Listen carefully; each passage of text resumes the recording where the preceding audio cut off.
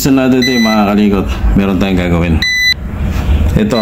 Itong UPS ito, uninterceptable power supply. Kung napapansin nyo, meron siyang beeping sound dahil nakaranasan siya ng shutdown.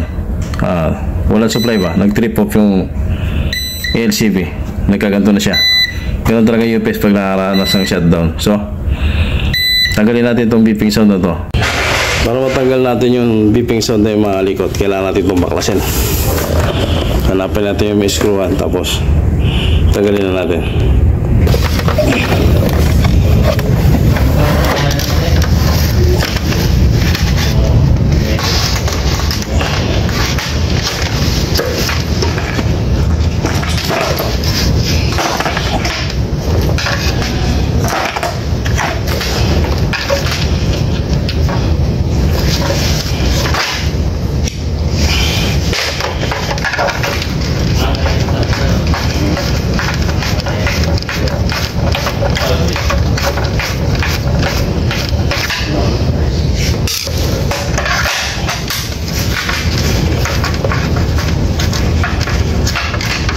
Mahaba yung screw mga kalikot, malalim.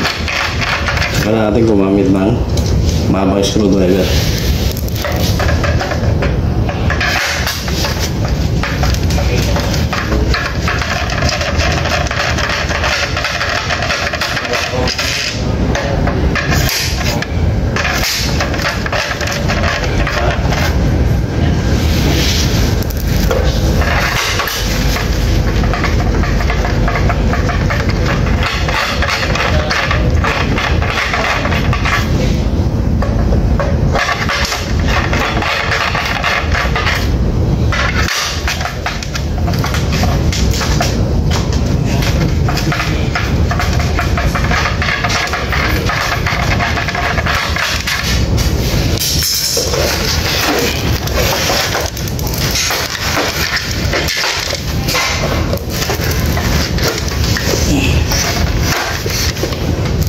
Mga kalikot, natagalan natin.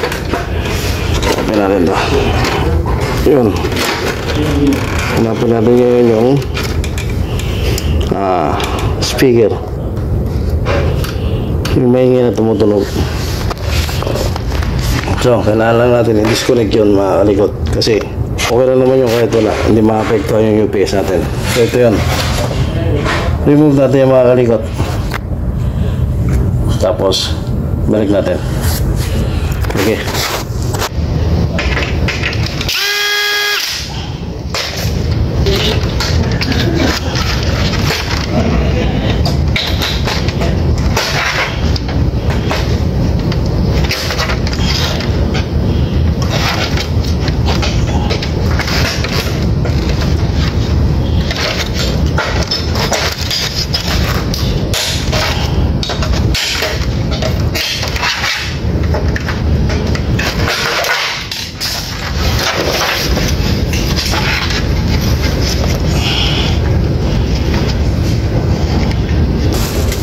Ito mga kalikot, natanggal ko na.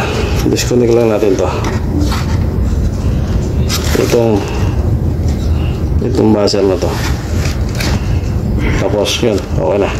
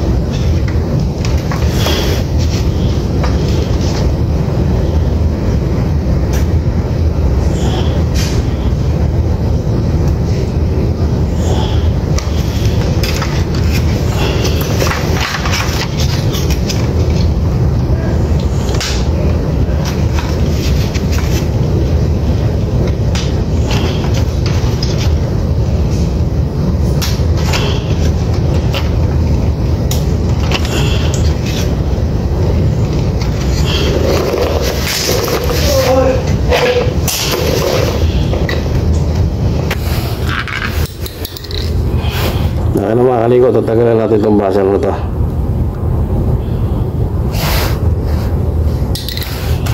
Ito siya.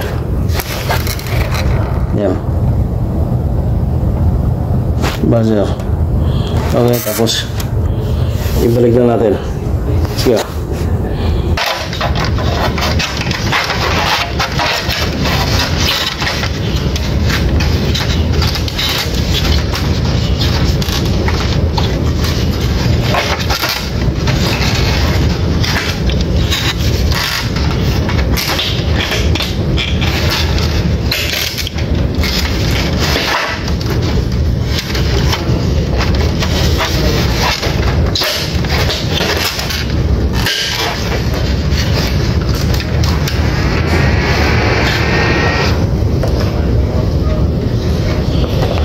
Okay.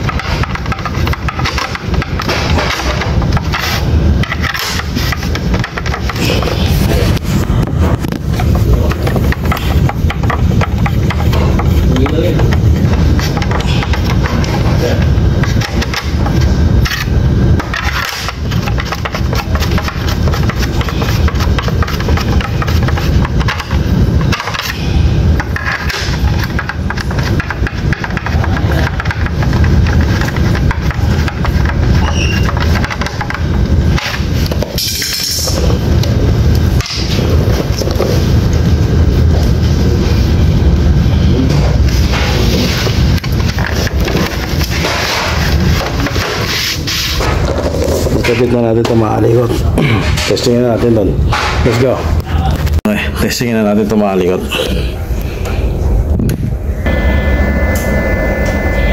Close. Ito yung sinusuplayan niya. Amplifier, CCTV, amplifier, tsaka power supply. Open natin.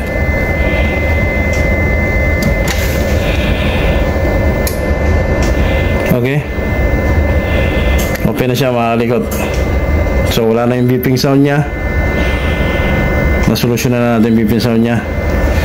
Mag-open na itong mga CCTV na to sa yung monitor na yan.